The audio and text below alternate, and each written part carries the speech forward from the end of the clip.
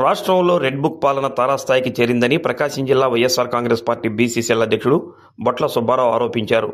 Ongole YCP జిల్లా కార్యాలయంలో జరిగిన విలేకరుల సమావేశంలో వైకాపా ఎంపీ మిథున్ రెడ్డి అక్రమ అరెస్టును ఆయన ఖండించారు. సిట్ పేరుతో జగన్మోహన్ రెడ్డికి బలంగా ఉన్న వ్యక్తులను అక్రమంగా అరెస్టులు చేస్తున్నారని బొట్ల సుబ్బారావు మండిపడ్డారు. కూటమి ప్రభుత్వం తప్పిదాలను ఎత్తిచూపుతున్న వైసీపీ నేతలపై కూటమి ప్రభుత్వం ఉక్కుపాదం మోపుతుందని అన్నారు. ప్రజలకు ఇచ్చిన సంక్షేమ పథకాలను అమలు చేయలేక వాటిని పక్కదారి పట్టించేందుకు రాష్ట్రంలో డైవర్షన్ పాలిటిక్స్ నడుపుతున్నారని అన్నారు. కూటమి ప్రభుత్వం ఆలోచన విధానాలను మార్చుకోవాలని హెచ్చరించారు. రాష్ట్రంలో అన్ని సామాజిక వర్గాల్లో కూటమి ప్రభుత్వంపై వ్యతిరేకత వచ్చిందని, సరైన సమయంలో ప్రజలు చంద్రబాబు ప్రభుత్వంకు తగిన బుద్ధి చెబుతారని అన్నారు. సమావేశంలో నగర బీసీసీఎల్ అధ్యక్షులు సుతారం శ్రీనివాసరావు, దాసరి కరుణాకర్, పిగిలి శ్రీనివాసరావు, కుట్టుబోయిన కోటి, సుధాకర్, సాదం విజయలక్ష్మి, జి రజనీ తదితరులు పాల్గొన్నారు. మొన్న శనివారం రాత్రి సిట్ విచారణ పేరుతో పిలిచి అక్రమంగా అరెస్ట్ చేసినటువంటి మిథున్ రెడ్డి గారిది అక్రమ అరెస్ట్ అని తెలియజేస్తూ ఈ ప్రెస్ మీట్ ఏర్పాటు చేయడం జరిగింది. చంద్రబాబు నాయుడు, పవన్ కళ్యాణ్ అలాగే బీజేపీతో కలిసి ఈ కూటమి ప్రభుత్వం యొక్క ఆగడాలు, వాళ్ళ యొక్క అరెస్టులు, రెడ్ బుక్ పాలన తారాస్థాయికి చేరింది. ముఖ్యంగా చంద్రబాబు యొక్క కుట్రలు కుతంత్రాలు కూడా తారాస్థాయికి చేరినాయి. ఎప్పుడైతే ఈ ప్రభుత్వం వచ్చిందో ఆ రోజు ఏదైతే అబద్ధపు హామీలు, సూపర్ సిక్స్ హామీలతోటి అధికారంలోకి వచ్చారో, ఒక మంచి పథకాలు ఇచ్చి ప్రజలను ఆదుకుంటారని ప్రజలంతా భావిస్తే వీరు ప్రజల్ని పక్కదారి పట్టించే విధంగా సూపర్ సిక్స్ హామీలు కానీ, బాబు షూరిటీ భవిష్యత్ గ్యారెంటీ హామీలు కానీ, ఈ మెగా డిఎస్సీ కానీ ఏమి ఇవ్వలేమని తెలిసిపోయి ఒక డైవర్షన్ పాలిటిక్స్లోకి దిగి ప్రజల్ని వీళ్ళందరినీ కూడా తప్పుదారి పట్టించే మార్గంలో వైఎస్ఆర్ కాంగ్రెస్ పార్టీని టార్గెట్గా పెట్టుకొని మా నాయకుల్ని అరెస్ట్ చేస్తూ ఉంటారు.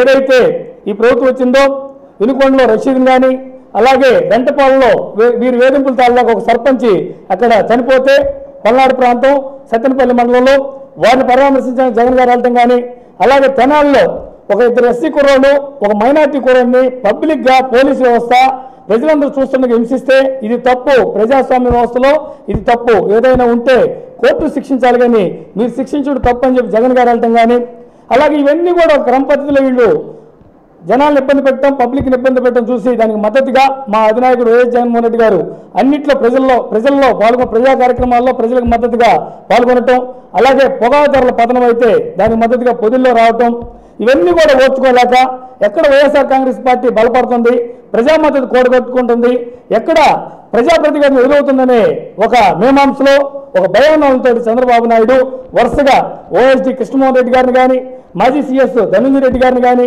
మొన్న చెవిరెడ్డి భాస్కర్ రెడ్డి గారిని కానీ, నిన్న మిథున్ రెడ్డి గారిని కానీ ఒక క్రమ పద్ధతిలో అందరూ కూడా అరెస్ట్ చేస్తూ పోతూ ఉంటారు. అలాగే కాకాని గోవర్ధన్ రెడ్డి గారిని కానీ వీరందరూ కూడా అరెస్ట్ చేస్తూ ఉంటారు. మొన్న వల్లభనేని వంశీని కూడా హింసించారు, పోసాని కృష్ణమూర్తిని కానీ, అలాగే కొమ్మినేని శ్రీనివాసరావు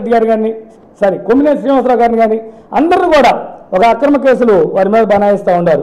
ఇవన్నీ చూస్తూ ఉంటే చంద్రబాబు నాయుడు ప్రత్యేకంగా ఒక సామాజిక వర్గం మీద కత్తి కట్టి ఆ సామాజిక వర్గాన్ని హింసించే పనిలోనే ఉన్నట్టుగా కూడా భావించాల్సి వస్తుంది.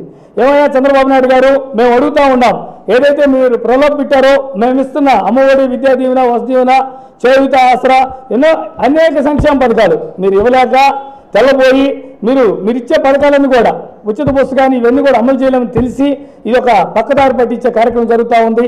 ఏదైతే ఒక అక్రమ లిక్కర్ కేసు ఒకటి బనాయించి కొంతమంది ఉద్యోగులను మీరు వేధించి వారి ద్వారా మీ ఆధ్వర్యంలో ఒక సిట్టు ఏర్పాటు చేసి ఆ విచారణ పేరుతోటి దానికి ఎటువంటి ఆధారాలు కానీ ప్రామాణికత కానీ లేదు.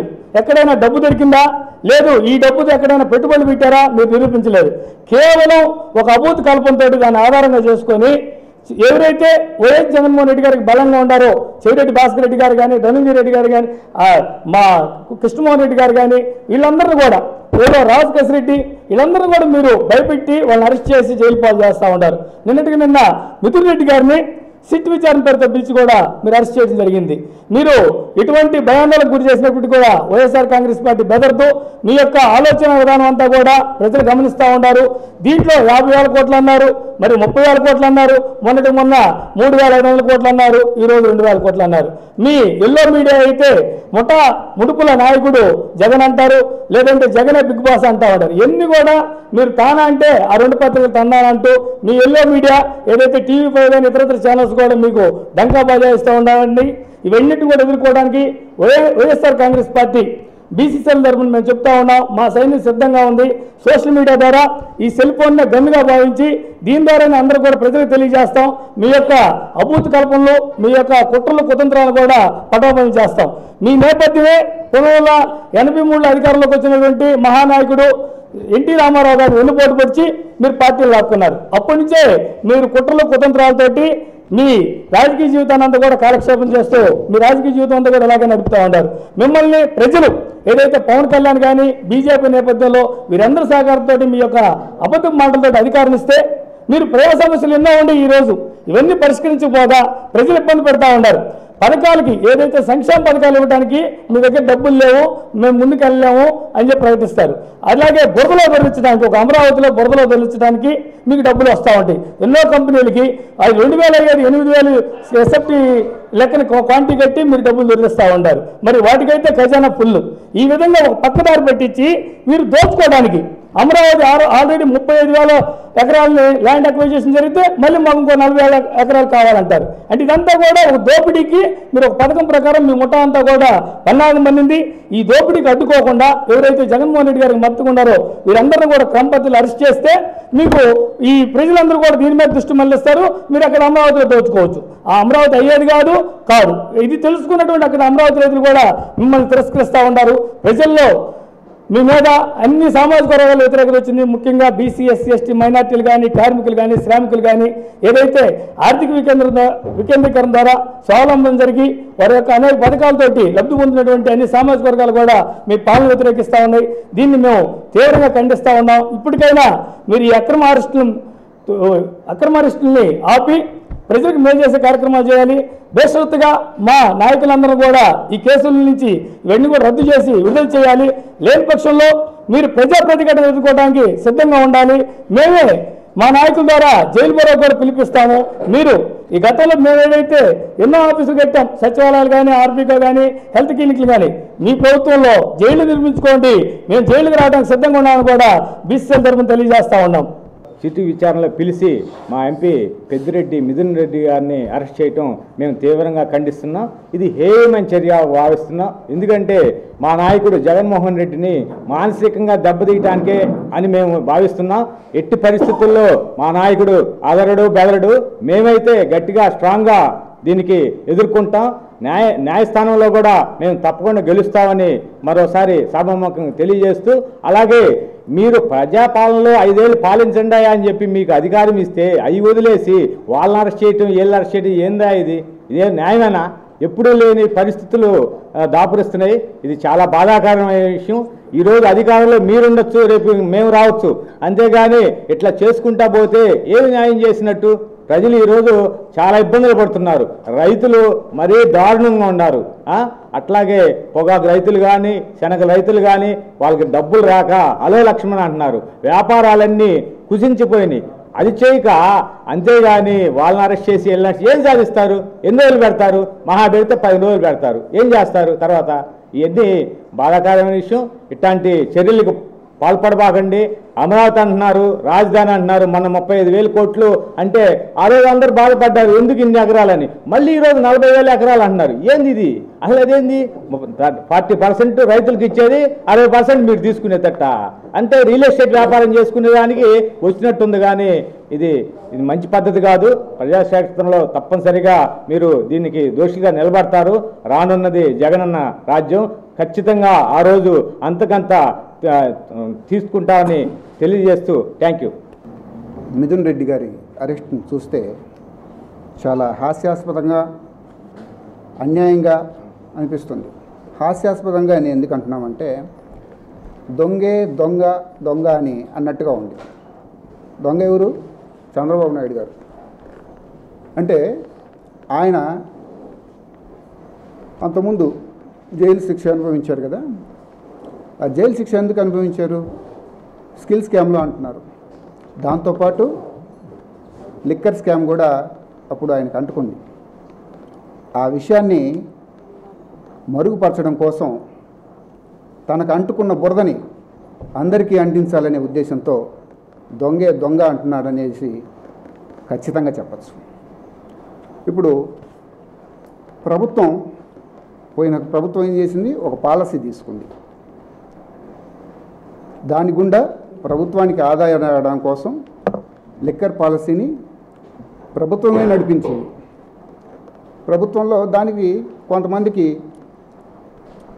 ఉద్యోగాలు కూడా కల్పించారు. అవి టెంపరీ ఉద్యోగాలు కావచ్చు, ఏదైనా కావచ్చు, ఉద్యోగాలు కల్పించారు. దాంట్లో భాగంగా మనకి గవర్నమెంట్కి ఆదాయం వచ్చిందా లేకపోతే ప్రైవేట్ వ్యక్తులకు ఆదాయం వచ్చిందా? గవర్నమెంట్కే కదా వచ్చింది ఆదాయం. గవర్నమెంట్కి ఆదాయం వస్తున్నప్పుడు అందులోనూ ఇంకొక విషయం ఏంటంటే 14 నుంచి 19 మధ్యలో వచ్చిన ఆదాయం కంటే కోవిడ్ సీజన్లో కూడా బ్రాందీ షాపుల నుంచి మన గవర్నమెంట్కి ఆదాయం ఎక్కువగానే వచ్చింది. 17,000 కోట్లకి ఏ రోజు కూడా తగ్గలేదు. అంతకుముందు కాలంలో 14,000 కోట్లు, 13,000 కోట్లు, 15,000 కోట్లు ఉండేది. ఇప్పుడు 17,000 కోట్లు, 21 అయితే ఏకంగా 23,000 కోట్ల పైన ఆదాయం వచ్చింది. అది మరలా ఏమన్నారు, లిక్కర్ అమ్మకాలు తగ్గినాయి. మిగిలిన వాళ్ళందరూ వెళ్ళి ఇక్కడి నుంచి ఇతర రాష్ట్రాలకు వెళ్ళి కొనుక్కుంటున్నారని క్లియర్గా చెప్పుకొచ్చారు. ఆ రాష్ట్రాలకు వెళ్ళి కొనుక్కొచ్చినా ఎన్ని చేసినా ఆదాయం అన్నది గవర్నమెంట్కి పెరిగింది తప్ప తగ్గలేదు. అలాంటప్పుడు ఇక్కడ స్కామ్ ఎలా జరిగిందనేది ఖచ్చితంగా తెలియజేయాల్సి ఉంటుంది. అసలు ఈ పేపర్లు, ఈ టీవీ ఛానల్స్ ఎలా పనిచేస్తున్నాయనేది ఈ రోజున ప్రతి ఒక్క సామాన్య ప్రజలకి కూడా తెలుస్తుంది. మరీ చెంచాదారులుగా, తాపేదారులుగా తయారవుతున్నారని చెప్పడానికి ఇది ఒక నిదర్శనం అని చెప్పి ఖచ్చితంగా చెప్పచ్చు. ఇంకొక విషయం ఏంటంటే, చంద్రబాబు నాయుడు గారు వచ్చిన దగ్గర నుంచి అరెస్టుల పర్వం తప్ప ప్రజా సమస్యల పట్ల ఏమైనా కానీ మీకు చిత్తశుద్ధి ఉందా? ఈ రోజున ఇన్ని వేల కోట్లు అప్పులు చేశారు, 181,000 కోట్లు అప్పు చేశారు. చేసి ఏం చేశారు, ప్రజలకు ఏం చేశారు అనేది చెప్పుకోలేక మీ యొక్క కార్యకర్తల్ని సంతృప్తి పరచడం కోసం, వాళ్ళ మన ఉల్లాసం కోసం ఇతర పార్టీల నాయకుల్ని మీరు అరెస్టులు చేస్తూ పైశాచిక ఆనందం పొందుతున్నారనేది అనేది చెప్పచ్చు. ఈ అరెస్టులని, ఈ అక్రమ అరెస్టులని, ఈ అక్రమ కేసులన్నింటినీ కూడా ఖచ్చితంగా జగన్మోహన్ రెడ్డి గారి ప్రభుత్వం, జగన్మోహన్ రెడ్డి గారు, వైఎస్ఆర్సీపీ ఖచ్చితంగా కూడా ఎదుర్కొంటాం. న్యాయపరంగానే దీన్ని మేము ముందుకెళ్ళి ఖచ్చితంగా బయటకు వస్తామని చెప్పేసి తెలియజేస్తూ సెలవు తీసుకుంటున్నాం. ఈ రాష్ట్రంలో కూటమి ప్రభుత్వం అధికారంలోకి వచ్చాక కేవలం కక్ష సాధింపు చర్యలే తప్ప ప్రజా సంక్షేమం మీద వీళ్ళు దృష్టి పెట్టడం లేదు. నిన్న మిథున్ రెడ్డి గారి అరెస్టు అక్రమ అరెస్ట్ అని దీన్ని తీవ్రంగా ఖండిస్తున్నాం మేము. ఎందుకంటే దీనికి సరైన ఆధారాలు లేవు. ఎమ్మెల్యేలని, ఎంపీలని అరెస్ట్ చేసి ఆధారాలు లేకుండా వాళ్ళకి సంబంధించిన అధికారులు కూడా ఉంటారు కదా ఆ స్కామ్ జరగడానికి. మరి ఆ అధికారులు ఎవరు బయటికి రావడం లేదు, అధికారులను ఎవరిని అరెస్ట్ చేయడం లేదు. మిథున్ రెడ్డి గారిని పరామర్శించడానికి వెళ్ళిన లాయర్లని గేటు దగ్గరే పోలీసు వ్యవస్థ ఆపేస్తుంది. అసలు పోలీసు వ్యవస్థకి ఏం అధికారం ఉందని లాయర్లను ఆపేస్తారండి? అంటే ఈ కూటమి ప్రభుత్వంలో పోలీసు వ్యవస్థ వాళ్ళకి గుత్తేదారులుగా పనిచేస్తుంది తప్ప వాళ్ళ కర్తవ్యం వాళ్ళు నిర్వర్తించట్లేదని ఇక్కడ అర్థమైపోతుంది. ప్రశ్నిస్తానన్న పవన్ కళ్యాణ్ గారు వీటి గురించి ఎక్కడా ప్రశ్నించకుండా తన పని తను చేసుకుంటూ సినిమా ఫంక్షన్లో హాయిగా ఎంజాయ్ చేస్తున్నారు. మరి ఇలాంటి వాళ్ళకి మనం అధికారం ఇచ్చి వీళ్ళని అధికారంలో కూర్చోబెట్టి ఈరోజు వైసీపీ వాళ్ళని టార్గెట్ చేస్తూ మాత్రమే వీళ్ళ పాలన కొనసాగిస్తుంది.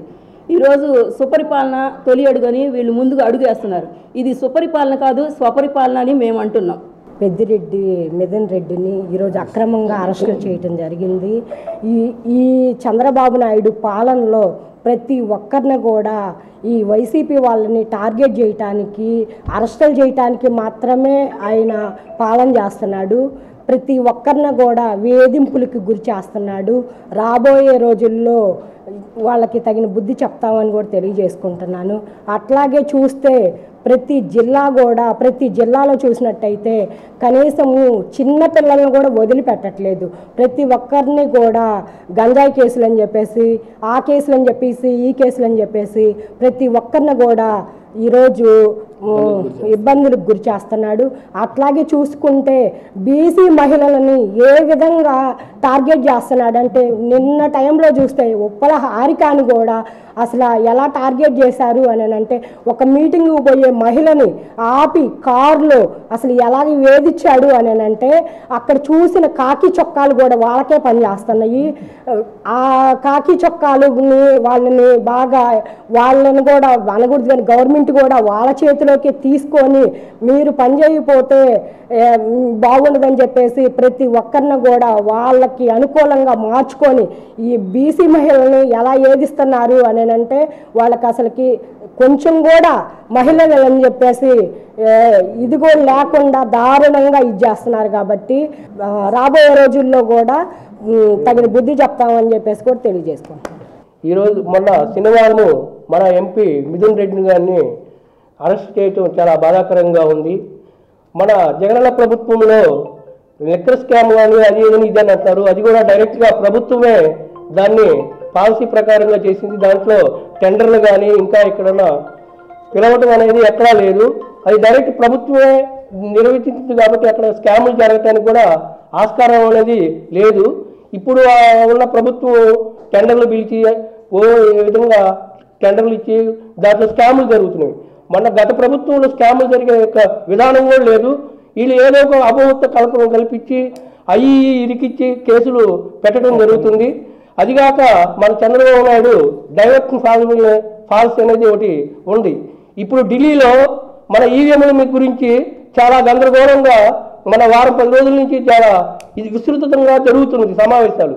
దాన్ని డైవర్ట్ చేయడానికి ఇప్పుడు ఒక మిథున్ రెడ్డి అనే ఒక ఎంపీని అరెస్ట్ చేస్తే ప్రజల్లో ఈ వాతావరణం అంతా డైవర్ట్ అయిపోతుందని చెప్పి ఆ విధంగా ఒక పాలసీని ఎన్నుకొని ఆ విధంగా అక్రమ కేసులను పెట్టి ఇప్పుడు వాళ్ళని ఏదో ఒక విధంగా జైల్లో వేసి ఈ ప్రజల్లో ఒక భయాందోళనమైన వాతావరణాన్ని సృష్టించాలని చెప్పి చేయటం జరుగుతుంది. అంతేగాని దీనికి మేమందరం బీసీసీ తరఫున మా జిల్లా అధ్యక్షుల వాళ్ళ తరఫున ఖండిస్తున్నాము.